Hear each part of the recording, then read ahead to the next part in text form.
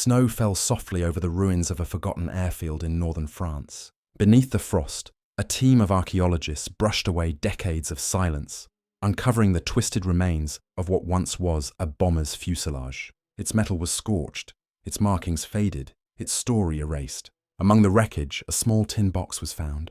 Inside, a stack of letters written in 1944, never delivered.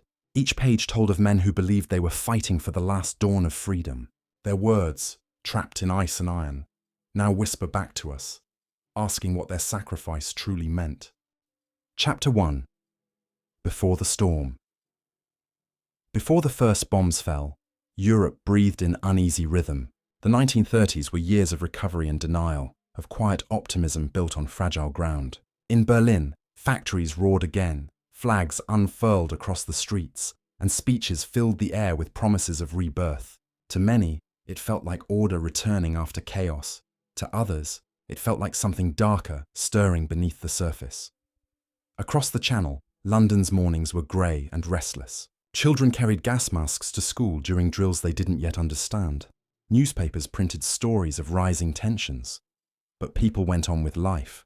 Cups of tea, trains on schedule, lights in the windows at dusk. They wanted to believe the world had already learned its lesson from the last war. It hadn't. In Paris, laughter still echoed in cafes, though the conversations grew quieter. In Warsaw, soldiers drilled beneath banners that spoke of pride and defiance. And in Rome, parades of uniformed youth marched beneath the Mediterranean sun, symbols of a new order that promised strength and demanded obedience. The world was rebuilding, but the bricks were laid on fault lines.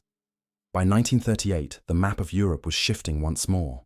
Borders blurred under political pressure and fear. Leaders made speeches wrapped in national pride and hidden ambition. Hitler's voice carried through the radio, cold and commanding. Germany will rise again. People listened, some with hope, some with dread. The League of Nations debated, protested, then hesitated. And in that hesitation, opportunity bloomed for those willing to seize it. In small towns and villages, life continued. Farmers sowed their fields, mothers mended uniforms, and children played in the streets as if nothing could touch them. Yet every headline whispered of something coming. Annexation, appeasement, mobilization, words that hinted at the unthinkable. Still, most people clung to routine, as if the rhythm of daily life could hold back the tide of history. The warning signs were everywhere. The reoccupation of the Rhineland, the Anschluss of Austria, the night of broken glass that shattered more than just windows. Smoke rose from synagogues, and fear spread quietly through the hearts of those marked as different. For millions, the coming storm wasn't distant. It was already at their doorstep. In the skies above Europe, engineers worked feverishly. The new age of warfare was being born not in trenches, but in laboratories and hangars. Engines grew stronger, airframes faster, radios clearer. The next war would not crawl across the mud like the last one. It would burn across the skies. Diplomats travelled from capital to capital, trying to stitch peace together from thin promises. Chamberlain flew to Munich and returned waving a paper he believed would save the world. Peace for our time, he said, his words echoing through cheering crowds. But in the offices of generals and ministers, no one truly believed it. They could already hear the clock ticking. As 1939 approached, ordinary people sensed the change in the air. Shops began rationing certain goods. Armies quietly expanded their ranks. Ships loaded with fuel and ammunition slipped out under moonlight. And somewhere in the distance, a hum of engines grew louder. Europe held its breath.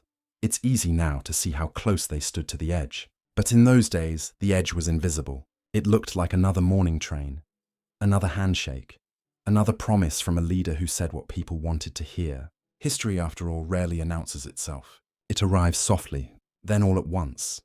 In that uneasy calm before the storm, the men and women of Europe, soldiers, workers, parents, dreamers, carried on. They didn't know that the world they were building, the world they loved, was about to disappear. And when it did, it would leave behind ruins that would take generations to understand. Chapter 2. The Descent into War. In the early hours of September 1st, 1939, German bombers crossed the Polish border. Sirens wailed over Warsaw as dawn broke through smoke and confusion. The world woke to war once more, though few yet understood how total, how merciless it would become. Within hours, Britain and France declared their intentions to defend Poland, but the distance between words and action was vast. In Berlin, celebrations erupted. In London, the Prime Minister's voice trembled over the radio as he announced, "This country is at war with Germany." The quiet dread that had lingered for years finally had a name. The descent had been slow and deliberate.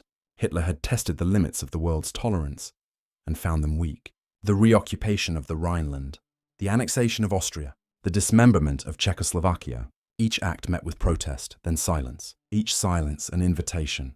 He understood the psychology of fear, the paralysis of diplomacy. They will never fight, he told his generals, and for a time, he was right. Meanwhile, across the Atlantic, America watched from a cautious distance. The memories of the Great War still haunted its people. The rows of white crosses, the broken veterans begging in breadlines. Isolationism wasn't just policy, it was a wound that hadn't healed. President Roosevelt spoke of sympathy, of preparedness, but the public wanted peace. No foreign wars, they said. The ocean felt like safety. It wasn't. In the East, Stalin's Soviet Union moved with equal calculation. The Molotov-Ribbentrop Pact, signed in secrecy, shocked the world. Two bitter ideologies, fascism and communism, found temporary alliance, bound by the promise of divided spoils. Poland was the first to be split, carved like a map, its people trapped between two advancing powers. It was the beginning of an occupation that would bleed the country dry. The German Blitzkrieg, lightning war, rewrote military history overnight. Fast-moving tanks, coordinated airstrikes, mechanized infantry. It was precision and terror, choreographed chaos. Civilians fled on foot as columns of armor thundered past. Villages vanished under bombardment, and for every mile gained, the propaganda machine spun faster. Radio broadcasts celebrating a new order rising from the ashes of the old world. In diaries and letters, fragments of conscience still flickered. One German officer wrote, "We are not liberators, we are executioners of an idea." A Polish schoolteacher described the first days of occupation. The sound of boots has replaced the church bells. Even the birds seem to fly lower. Ordinary people trapped in extraordinary cruelty. As winter approached, Europe was transformed. Norway fell. Denmark surrendered in hours. France, proud and unyielding, collapsed in weeks. The German army marched through Paris in triumph, while refugees crowded the roads in desperate silence. The Maginot Line, that symbol of French security, was bypassed entirely. Modern war had rendered old defences useless. In Britain, the mood shifted from disbelief to defiance. Churchill took office with the weight of an empire on his shoulders. His speeches cut through despair like steel through fog. "We shall fight on the beaches. We shall never surrender." They were words of survival more than strategy, but they kept a nation breathing through the dark months that followed. Children were evacuated from cities. Blackout curtains covered every window. The skies above London became the front line. Operation Sea Lion, Hitler's planned invasion of Britain, never came.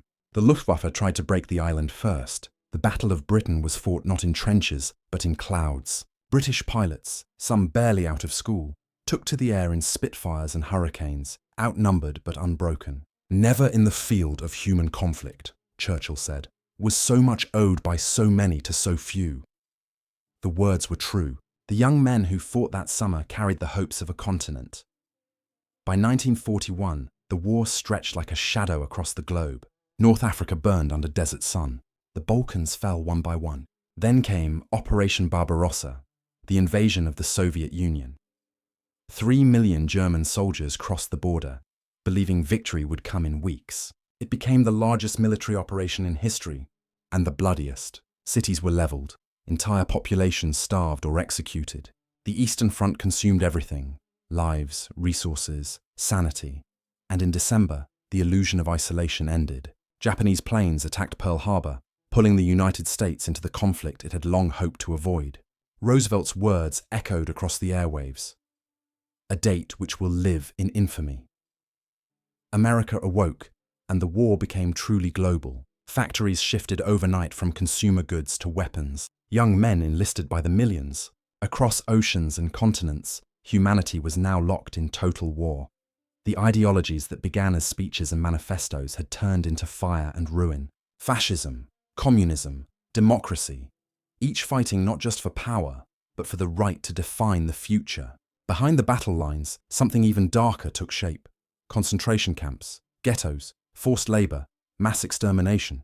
The full scale of it was still hidden from the world, but the machinery of genocide was already in motion. By 1942, Europe was a continent of ruins and radio broadcasts.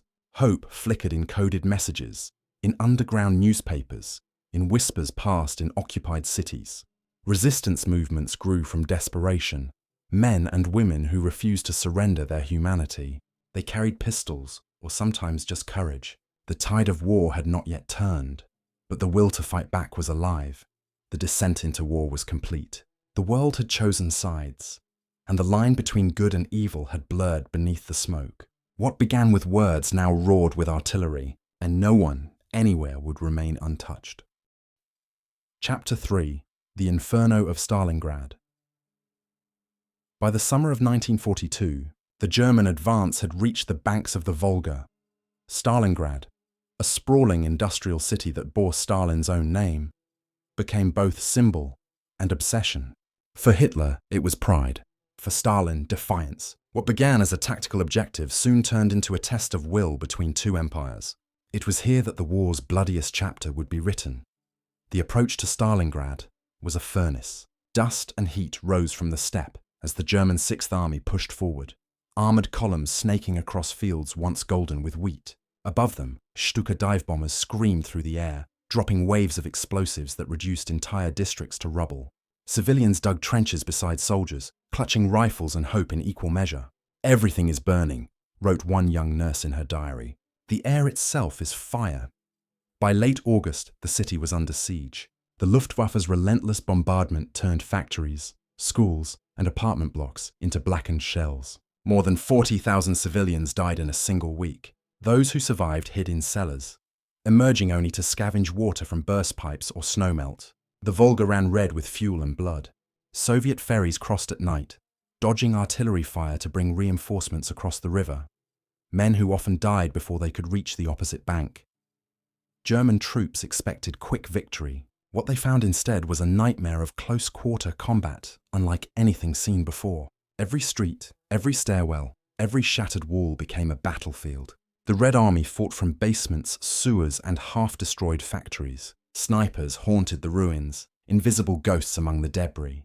"The Germans control the ground they stand on," said one Soviet commander, "and nothing more." In the rubble of the tractor factory, Sergeant Vasily Zaitsev waited for movement through the broken glass. He had already killed dozens. To him, the city was a maze of angles and whispers. The crack of his rifle echoed like punctuation in the chaos. To the enemy, he was myth, proof that the city itself was alive and watching. As the autumn cold arrived, the streets filled with snow and corpses. Supplies ran thin. German soldiers wrapped themselves in curtains and sacks to ward off the cold. Soviet troops, half-starved, melted snow for water and fought over scraps of bread. Both sides began to freeze and starve within the same inferno they had created. Commanders still spoke of strategy, of positions and objectives, but for the men on the ground, survival was the only goal. At night, the city moaned. Collapsing walls, distant engines, the soft whistle of wind through broken glass. The dead froze where they fell, locked in gestures of fear or prayer. The Volga, half-frozen, carried bodies downstream. Yet even in this desolation, moments of humanity persisted. A shared cigarette, a song whispered through cracked lips, a photograph of home passed from one hand to another. Then came Operation Uranus, November 19th, 1942. While the Germans dug in within the ruins, Soviet forces massed silently to the north and south. Under the cover of early snow, entire armies struck at the flanks, encircling the city in a pincer movement so vast it stunned even their own commanders. The hunters had become the hunted. The Sixth Army, over 300,000 men, was trapped inside Stalingrad. For weeks, Hitler refused to allow retreat. "Not one step backward," he ordered, echoing Stalin's own earlier decree. Luftwaffe transport planes attempted to supply the encircled troops, but the airfields were death traps. Ammunition dwindled. Horses were slaughtered for food. Frostbite spread like infection. General Paulus, once confident of victory, now commanded a city of ghosts. By January 1943, the temperature dropped to 40 degrees below zero. German soldiers burned furniture, even books, for warmth. In the Soviet lines, The same misery ruled, but they had the advantage of belief that this frozen hell was the turning point of the war. Soviet loudspeakers broadcast surrender offers through the snow. Few listened. Pride held longer than flesh. On January 31st, Paulus surrendered what remained of the Sixth Army.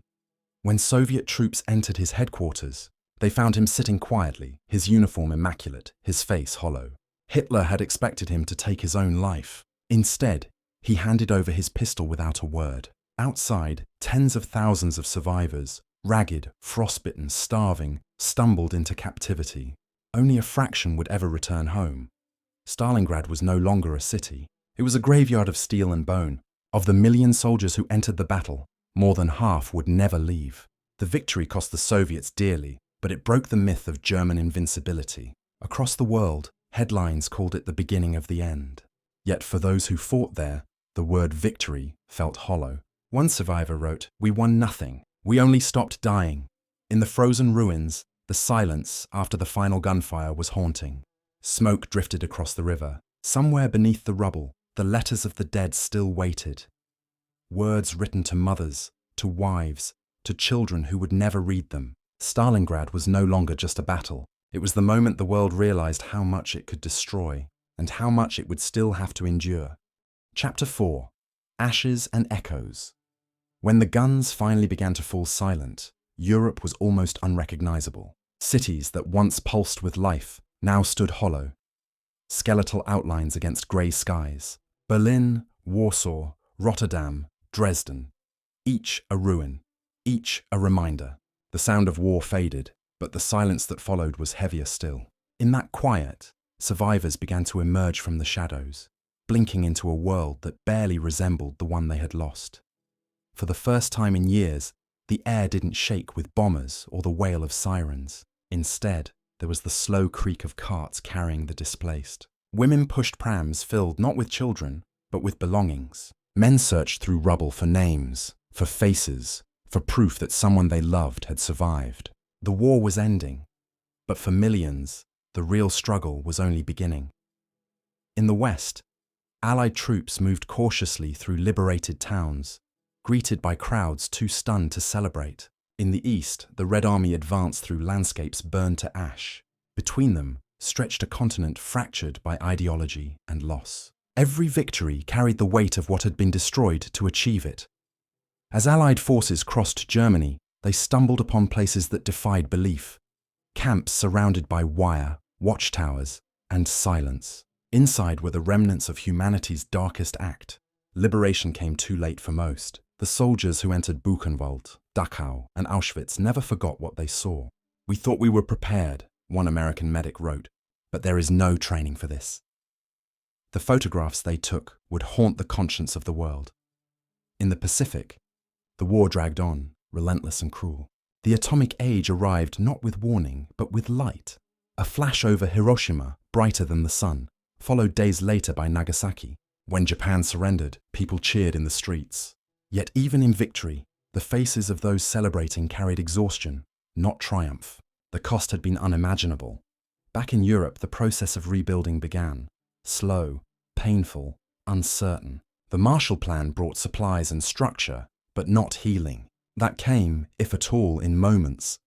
In bread shared between strangers, in bricks stacked where walls had fallen. Children played among ruins, their laughter echoing through shattered streets, fragile and brave. In those sounds, life quietly returned. But the political ground beneath that recovery was shifting fast.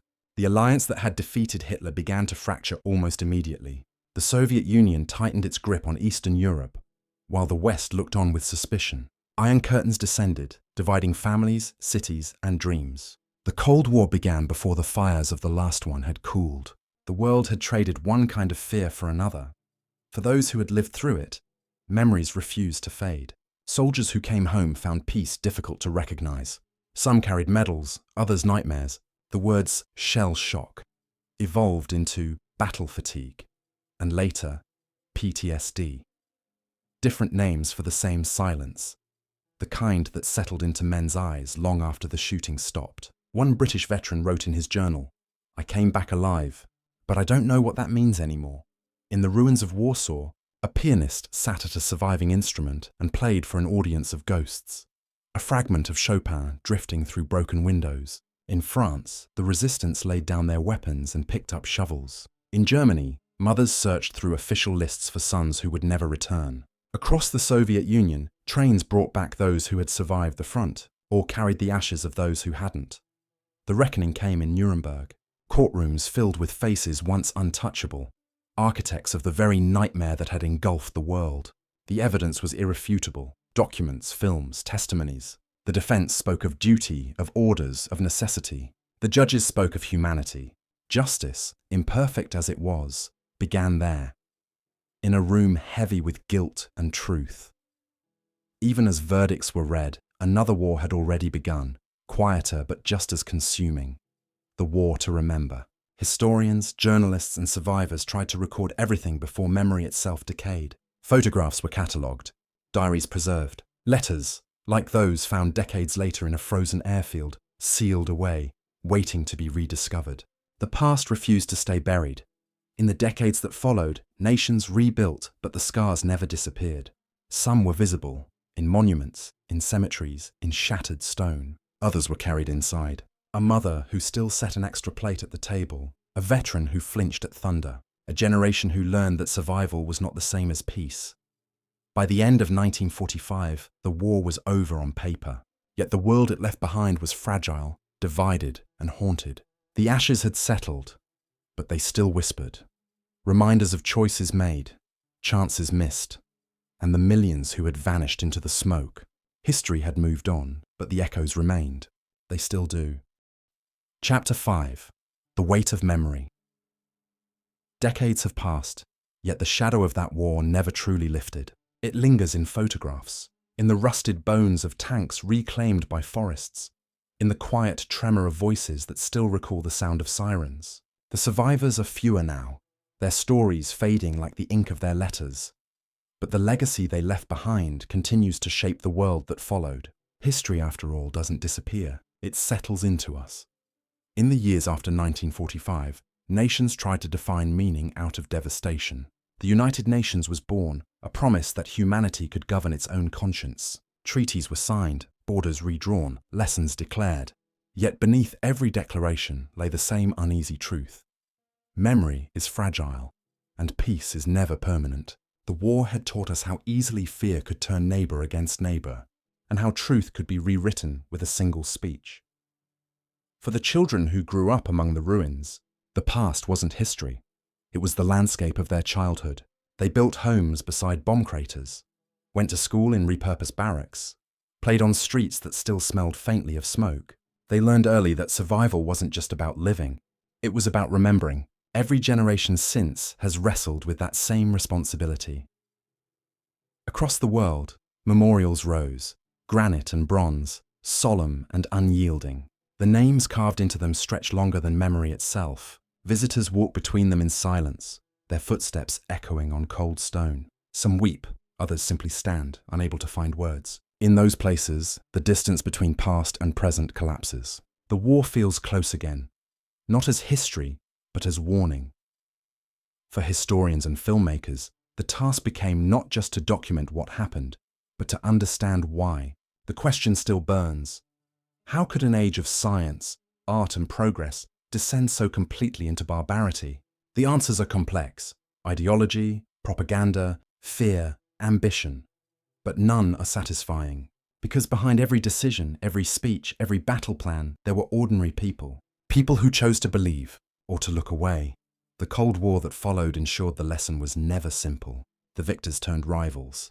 New weapons replaced old ones, and the threat of annihilation became abstract. A button, a missile, a shadow on a radar screen. For those who had lived through real bombs and blood, it was a cruel irony. Humanity had survived its own destruction, only to invent new ways to repeat it. Yet even through all that tension, there were moments of grace. Soldiers from former enemies shook hands at reunions. German and Soviet veterans stood side by side at memorials on the Volga. Survivors of Auschwitz returned not to curse, but to teach. Their message was never vengeance, it was memory. If you forget, one said quietly, it will happen again. In archives across Europe, new documents still surface. Letters, photographs, orders once stamped Geheim or top secret.